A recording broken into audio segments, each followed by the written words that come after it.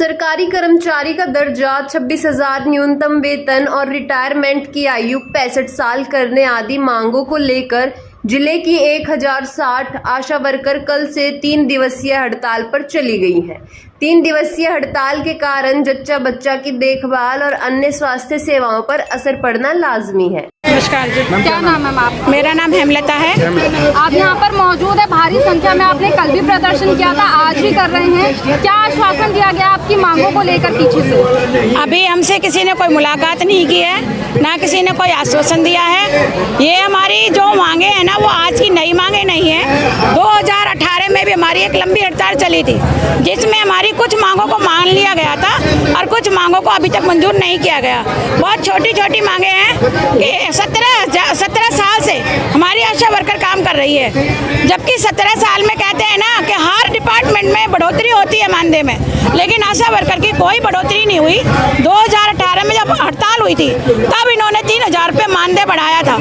उसके बाद कामों की बढ़ोतरी इतनी तादाद में कर दी है कि 1,000 से भी ऊपर हमारे पास काम दे दिए गए हैं। ऑनलाइन काम का भी दबाव बनाया जा रहा है। अगर आशाएं मना करती हैं ऑनलाइन काम के लिए तो उनको हटाने के लिए धमकी दी जाती है कि आपके लिए लेटर निकाल दिए जाएंगे, आपको हटा दिया जाएगा। तो हम सरकार को ये कहना चाहते हैं, हम धमकियों से डरने वाले नहीं हैं, काम करते हैं, उसका पैसा हम मांगते हैं। आप हमें सरकारी कर्मचारी घोषित कीजिए, उसके हिसाब से हमें पेमेंट दीजिए। आपके जो काम है हम करने को तैयार हैं, लेकिन 4,000 में हम लोग वो काम नहीं करेंगे जो आप चाहते हो। टेक्निकल काम है, आशा वर्कर आपने जब 5 पढ़ी लगा ली, अनपढ़ पढ़ी लगा ली, लेकिन आज आप उनसे ये कहते हो कि आप जो है MBBS का काम करके हमें दीजिए। तो सरकार इस भूल में बैठी है कि ये आशा वर्कर कमजोर है। आशा वर्कर कमजोर नहीं है। आशा वर्कर जब अपनी ठान लेगी ना, सरकार की ईंट से ईंट बजा देगी। और 2024 में आशा वर्कर ठान के बैठी है। इस सरकार ने अगर हमारी नहीं सुनी तो इस सरकार को इस सत्ता में आने नहीं दिया जाएगा।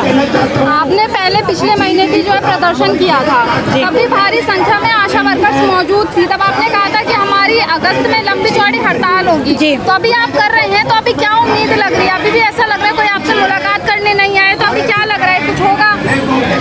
अभी जो हमारी है, फिलहाल हमने जो पिछले महीने अल्टीमेट दिया था वो 3 दिन के हड़ताल का दिया था कि हम 8, 9 और 10 अगस्त को हड़ताल करेंगे। यदि इन 3 दिवसीय हड़ताल में सरकार हमसे शांतिपूर्वक वार्ता नहीं करती है, हमारे मांग पत्र को नहीं मानती है, तो ये हड़ताल आगे बढ़ाई जाएगी और ये हड़ताल अनिश्चित काल भी जा सकती है।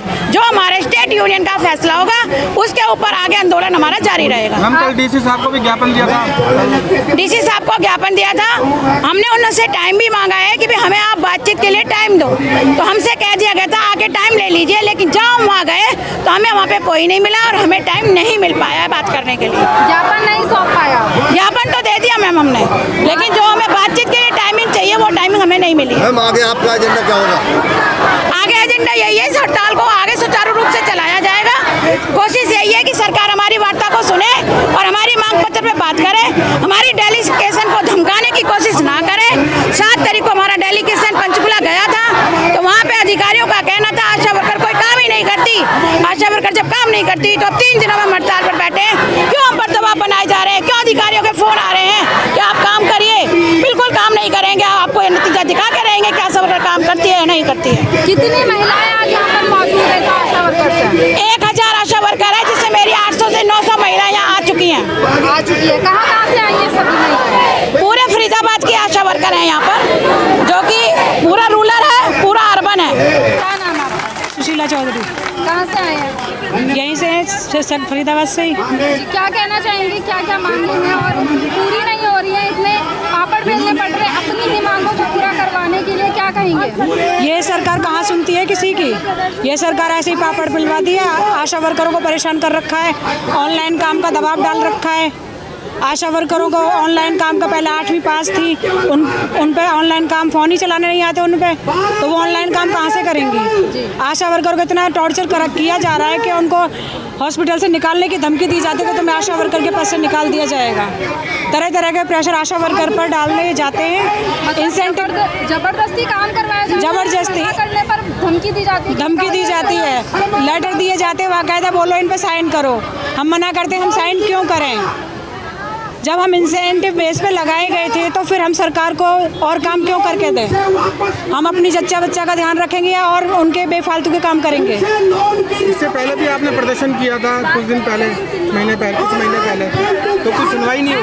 नहीं, 3 दिन की हड़ताल की हमने वार्निंग दी थी कि 3 दिन की हड़ताल करेंगे, तो उन्होंने कहा उसके बाद देखते हैं क्या होता है आगे। अगर सरकार सुनती है तो ठीक है, वरना फिर हम अनिश्चितकालीन हड़ताल पर बैठेंगे।